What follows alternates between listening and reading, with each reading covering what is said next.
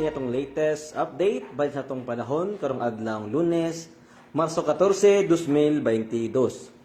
Sa pagkakaroon wala tayo ginamonitor na daotang panahon sulod o gawa sa tuwang Philippine Area of Responsibility.